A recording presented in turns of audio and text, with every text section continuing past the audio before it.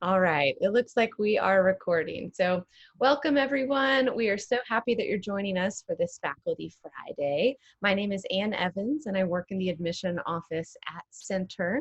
I'm joined by Dr. Stacey Peebles. She's the Marlene and David Grissom Professor of Humanities. She's also an Associate Professor of English, and she is the Director of the Film Studies program at Center. So, she's a wealth of knowledge, and I'm so excited to have a conversation with her today. Again, the goal is just for this to be a casual conversation about the center experience from the faculty perspective. For those tuning in, feel free to drop questions in the chat box. That is absolutely invited and encouraged. I know that we have some enrolling first year students who are attending today's event. And then, like we said, we are recording. So this will be geared toward prospective students as well. So we'll go ahead and get started. Let me pull up my little question sheet. All right, Dr. Peebles, to kick things off, could you just introduce yourself a little bit and talk about how you landed at Center? Sure. So I am coming up on my 10th year at Center. I started in 2011. And I had worked at several other universities, actually, not colleges, before I came here. Did my graduate work at the University of Texas at Austin, and then I taught at the University of Houston for a few years, bounced again and went to the University of North Carolina at Greensboro. And all of those were great places. But it just wasn't quite the fit I was looking for. And so I was still kind of looking around. And then this job ad came up for Center College. And being from Texas, and not having a lot of experience with small colleges, I didn't know much about it. But I had a friend from Kentucky, and he said, "Oh, that's the job you want. That's the job you want to get." And so I said, "Well, okay, it sounds interesting." So I applied for it, and I got it. And yeah, I got here and realized, yeah, this is really different. It's so different from a large university, which was mostly my experience before. There's still things that surprise me about the advantages of being in a small atmosphere, a small college. But it's been great. I've sort of said, okay, this is where I'm planting myself.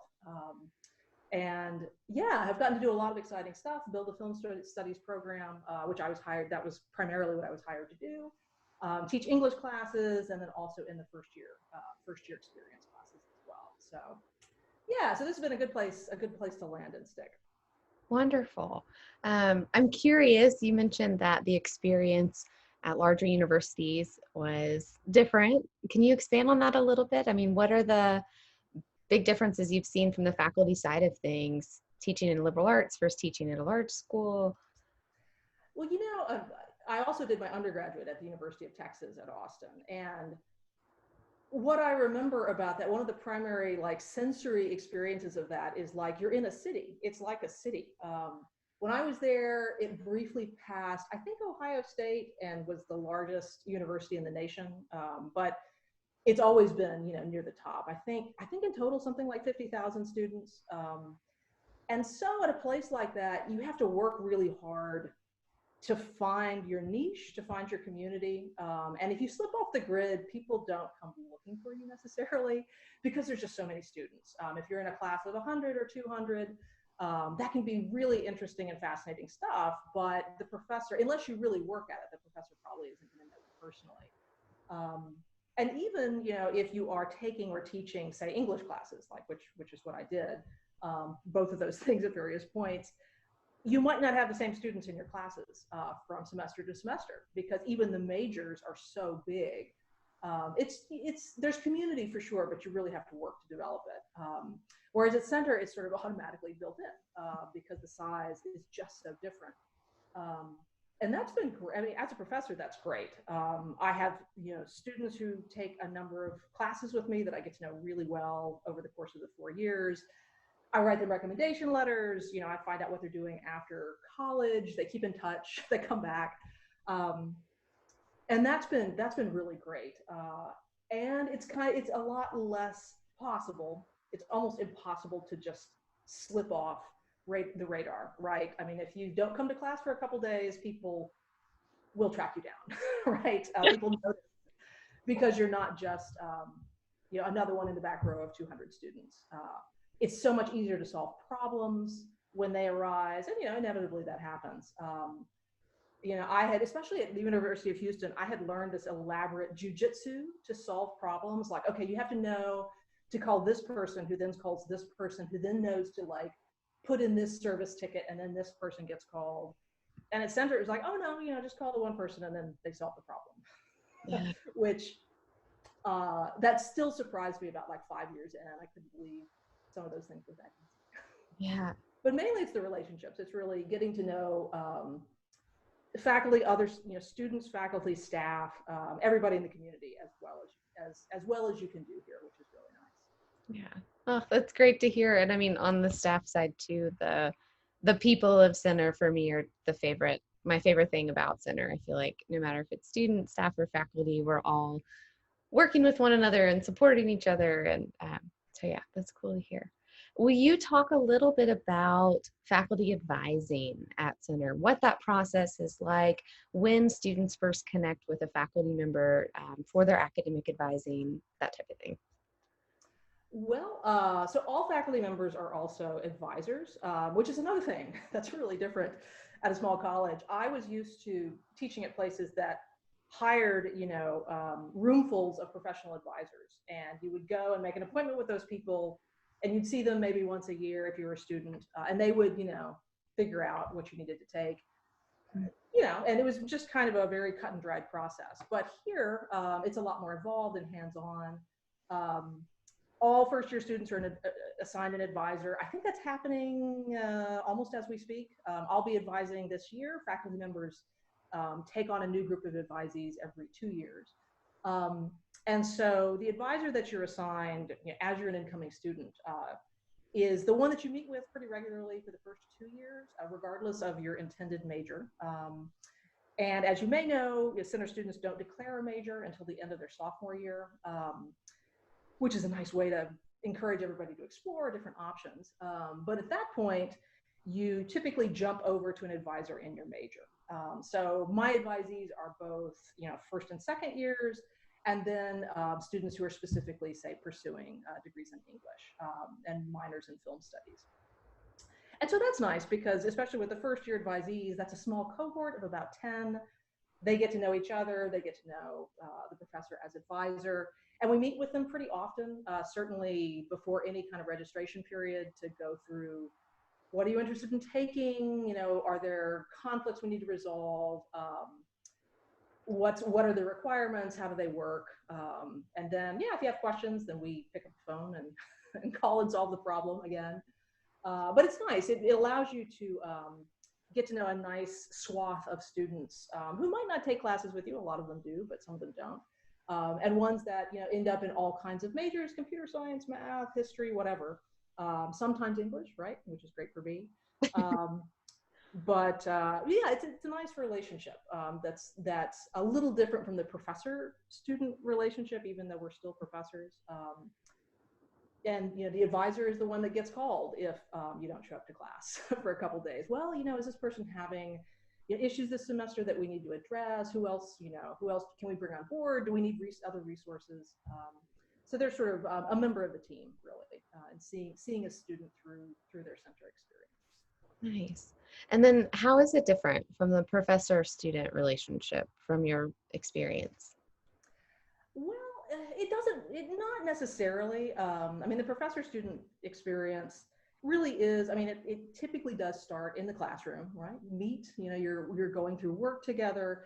That's a certain eye on what a student's doing and their interests, right? And their abilities and how they're developing them.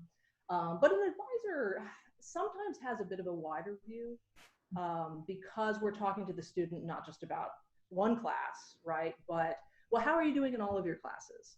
Is there one that's starting to slip? What are you going to office hours? Like what might we need to talk about? What are you really enjoying?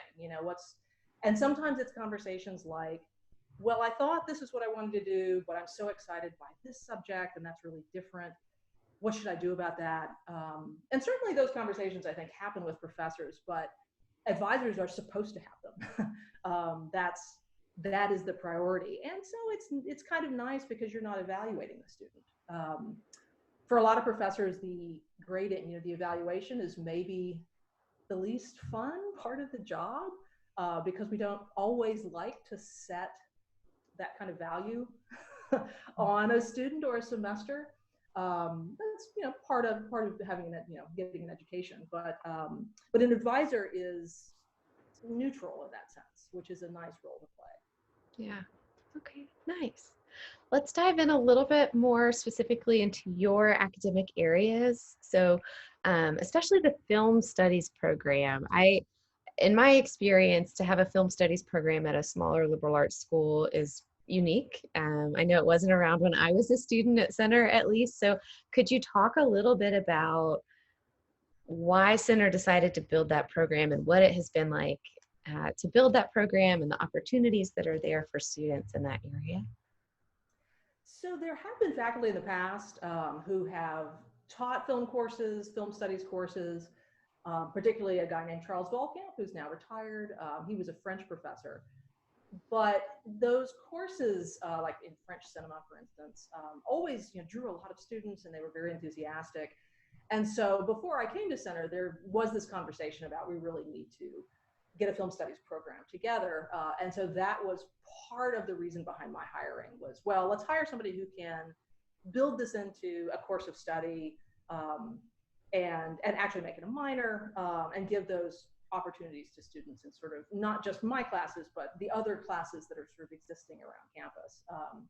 Patrick Hagan Moore in theater has often taught video production and acting for the camera, for instance, which is really different from acting in theater in some ways. There were courses in like German cinema or even photography, right?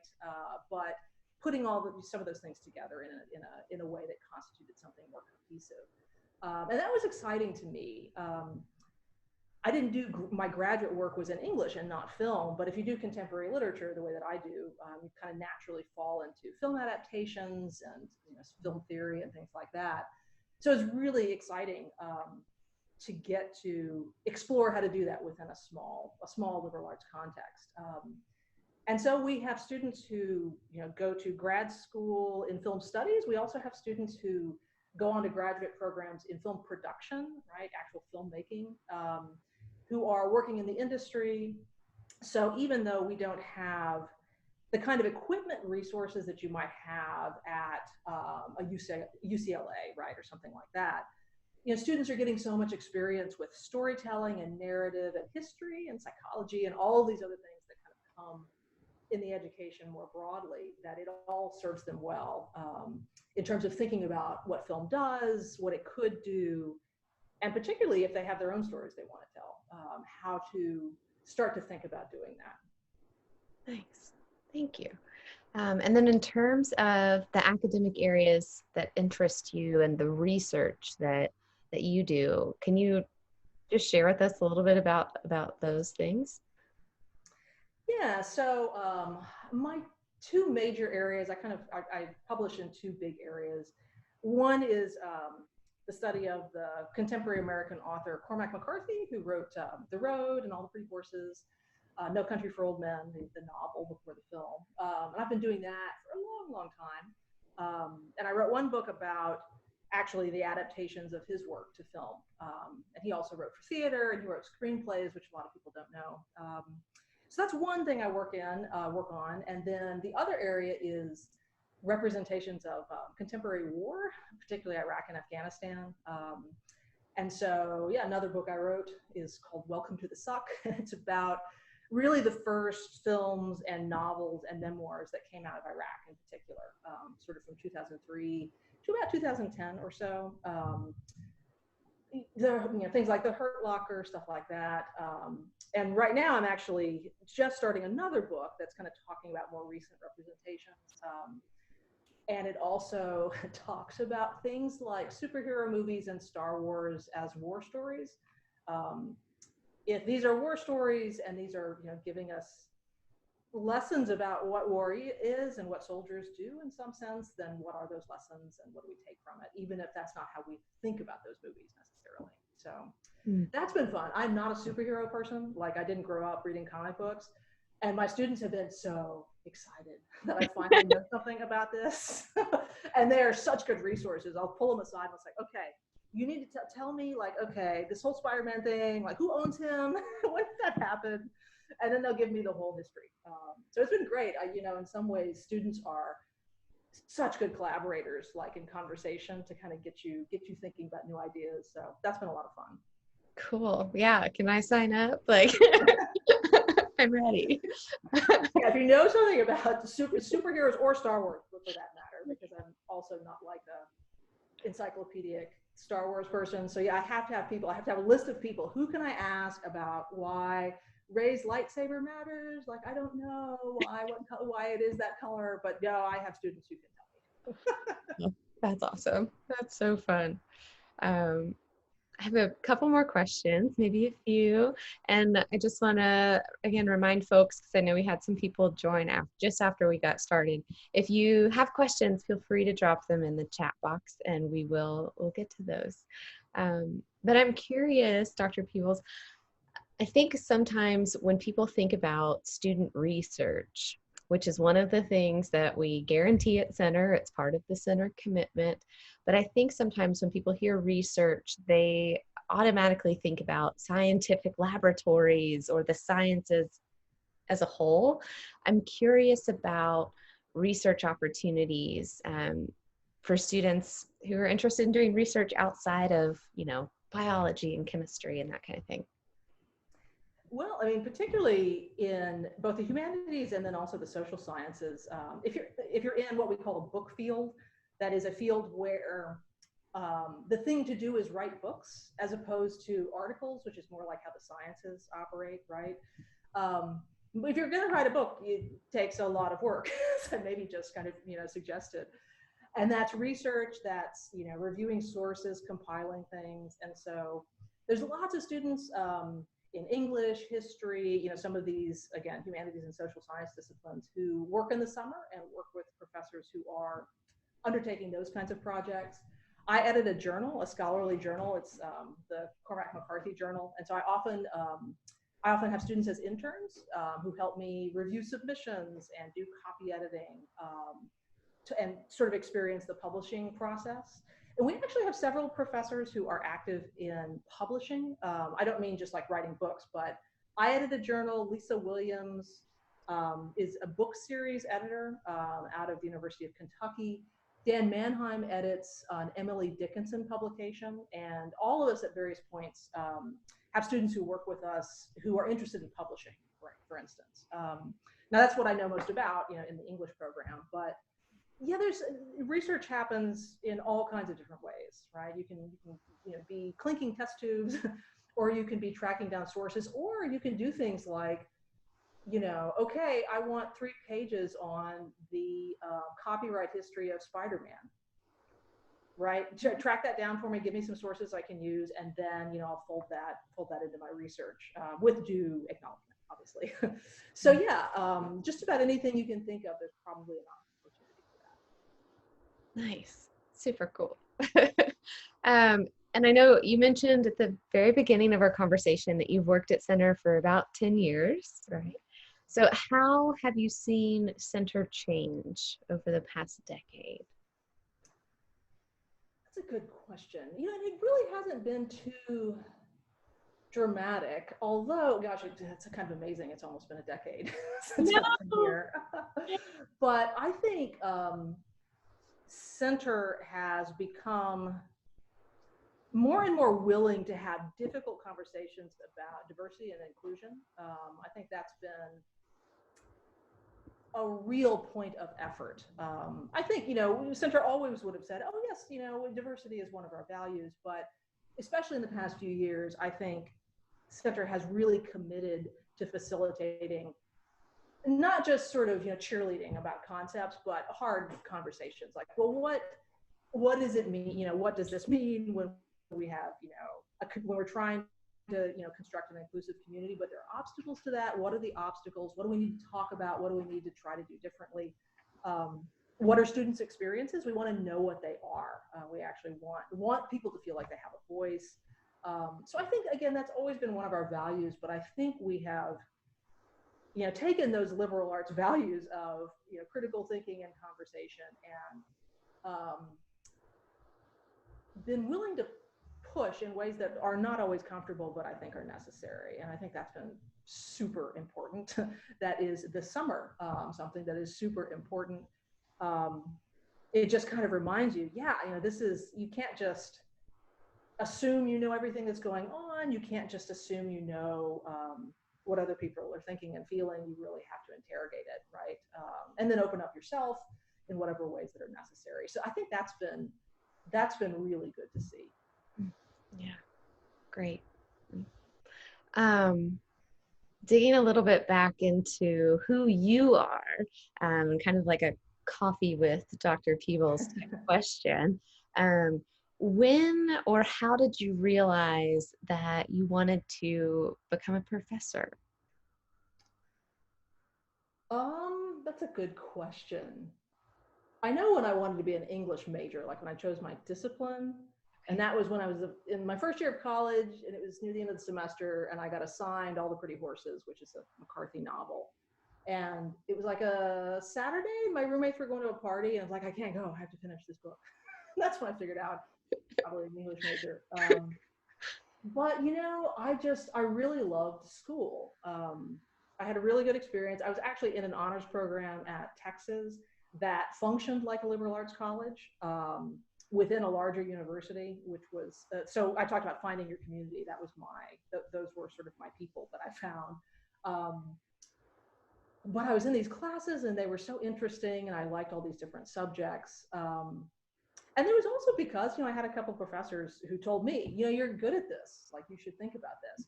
The problem was that I was exceptionally shy as an undergrad. I was one of those students that now I find kind of challenging because I'd get A's on everything, but I would never talk in class, like ever. When I have students like that, I want to say, oh, you're so smart, say something. So starting grad school kind of felt like the same thing. You're not necessarily committed to being a professor when you go to grad school, but that's a common track. But then, a couple years in, that was when you have to start teaching. Yeah. And I'd never done that before. And I thought, well, this is the make or break. Like, if I like this will work. And if I don't, I've got some thinking to do. It was hard. I used to get so unspeakably nervous before every class. It's funny to me now because now I'm not. but it was hard. It was really hard, and yet it was so exciting. I still feel the same way in some ways when somebody says something that you don't expect, and it sort of blows your doors off. Like, that's not where I wanted this class to go, but dang, that was a really good idea. And so I love that improvisation quality of teaching.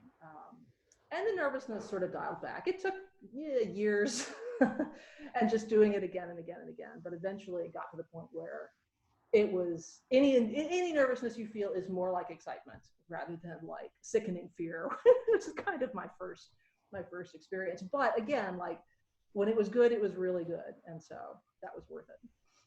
Oh, thanks. That's awesome. Knowing that we have at least a couple enrolling first year students who are tuning in, what advice would you give for an incoming first year student at Center?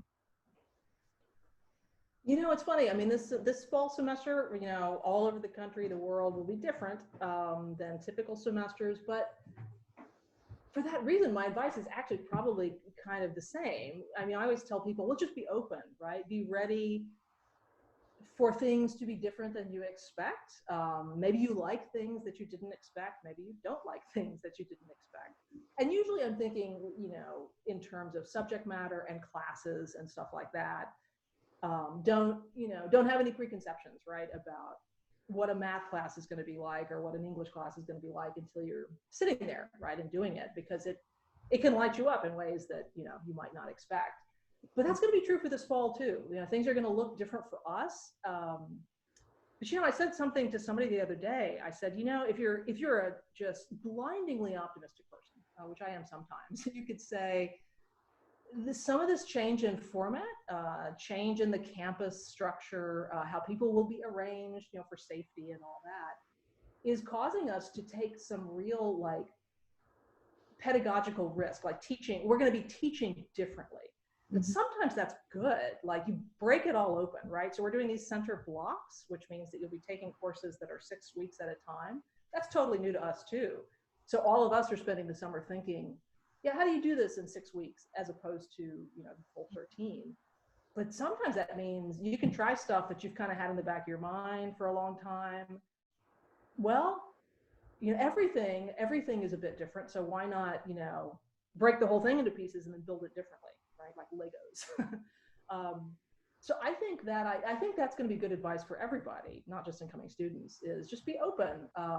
It's going to be different for everybody, but that'll be, you know, that'll have some challenges for sure, but it might also have some opportunities that we didn't have before. And that's a good thing. Yeah, great. Thank you. Okay, I have one more question. So again, for those tuning in, if you have any questions and you've been waiting, now is the time. But as a professor of humanities and English and film studies, you are, I know, so familiar with so many different stories that exist in the world. So what is your favorite book? Or can you pick one? Or do you have like a top 3? Or Books, okay, so books I have an answer. When students ask me about movies, I tend to blather for a while and not commit. I've said for years, I'm going to pick an answer so that I have an answer for that question. And yet I never quite get there. But with books, my favorite book for a long, long time has been one by Cormac McCarthy. It is his most difficult and his most violent. So it's not one that I push onto people and say, oh, read this. You know, I kind of have to know them first. But it's called Blood Meridian. It is a Western, which is a genre I'm really interested in, but it operates differently than any other Western you'll ever read or see. It's a historical novel, but most of us are unfamiliar with the sources. It is both philosophically and linguistically just loaded. It's the kind of thing that you sort of want to read aloud. It's often compared to Moby Dick in that sense. And I first read it, in fact, when I was writing like my senior thesis, my undergraduate thesis. So I was in this honors program, and I was committed to writing about Cormac McCarthy. And I'd read All the Pretty Horses, and I read that's a Western, and I'd read another Western by him. And I thought, oh, I'll write about his 3 Westerns, which were the 3 that existed at that time. All the Pretty Horses, The Crossing, and then I'll do this Blood Meridian thing that's probably good too. And then I read it and I thought, what am I going to do with this? Like, this is crazy. This book is insane.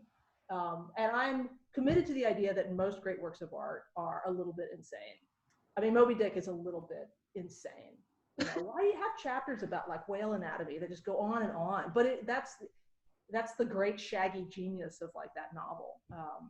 And so Blood Meridian is like that. It's provocative. It's brilliant. It's the best book I've ever read. It's the one I go back to. I've written about a lot. And I teach every once in a while. And that's fun because students either love it or hate it, but either way, it's a good conversation. So, and that's what I like. If it's a great work of art, then it's conversationally provoking. Nice. And maybe instead of all-time favorite movie or film, a film or movie of the moment that you would recommend or say is your favorite of the moment? Well, so for the past couple of years, this is not exactly contemporary. This is a couple of years old, 2 years old.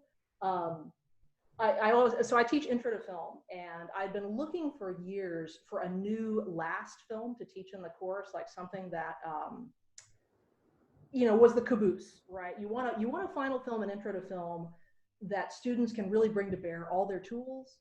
That's just really different and well done. And, in intro to film, we do the history of film, we do genre, we do things like how things are edited and how symbols work in film and how the music works and all that different stuff, in addition to cultural context and political context. And I just couldn't find one for years. And then I saw Get Out. I was like, oh, that's it. That is the film that is perfect. The perfect teachable film for the end of this course. It's also just brilliant in its own right, but that's been my favorite for the last couple of years. I think that one, every single aspect of it is done brilliantly. Whether you're talking technical, whether you're talking narrative, whether you're talking like how it was conceived and the cultural work it's doing, I think is fantastic. So yeah, so I'll go with that. Cool. Awesome. I haven't seen it, so I'll have to check it out sometime. Yeah, you got to see it. It's Jordan Peele who had, when he was making it, people knew him as a comedian, Yeah. From Key and Peele, and they said, well, why would you turn to horror? Like, why would that genre be something you'd come to from comedy? And he said, oh, well, they're similar genres. And people said, how so? And he said, well, they both have everything to do with timing. So if something is funny or not, it's about timing. If something is scary or not, it's about timing. Exquisitely perfect timing. And he said, I saw that as a challenge. And then also, he had this, again, this kind of social political dimension that he wanted to explore in it. But I think even beyond what work that movie's doing in terms of race and privilege and all this, just its technical construction is masterful. Nice. So you have to see it. Yeah. Yep. It's top of the list. Well, cool beans. That's all the questions I have. Is there anything I missed or that you wish I'd asked you about that I didn't ask you about? Oh, so many things I can talk about. Either my interests or center like forever. No, so I guess since we're talking both to incoming students and prospective students, I'll say, center is a really fun place to be. I used to have a boss who's a dean who would say, if you're not having fun in college, like you're doing something wrong. You need to you need to change the way that you're doing things. But another thing that somebody said to me about center when I first came here was, if you've got a good idea, if there's something you want to do, people will find the resources and the help to enable you to do that. That's certainly been true for me as a professor. I think it's been true for, just about all the students I know. So I think it's a great, I think I mentioned earlier, it was not a place that I'd heard of when I was growing up, but this is, as a professor, from my perspective, this has all the best things about higher education that you would want. The resources, the professors who are, deeply caring about teaching, good classmates, fantastic staff, a good location, and then, just kind of these ongoing and boundary crossing conversations that happen all the time. Yeah. That's my plug. That'll be my last plug. Okay, perfect. Well, thank you so much for having this conversation today. And thanks to the folks who are out there tuning in. We appreciate it. Again, we've recorded this session. I'm not 100% sure exactly where it's going to live on our website yet, but I do think it will be on the main Center College YouTube page very soon. And then we will have some sort of place for it to live on the actual center website as well eventually. So it'll be out there. But again, thanks for tuning in for those who joined us live today. So thanks, Dr. Peebles. All right, thanks, Anne. Good weekend. Okay, bye everybody.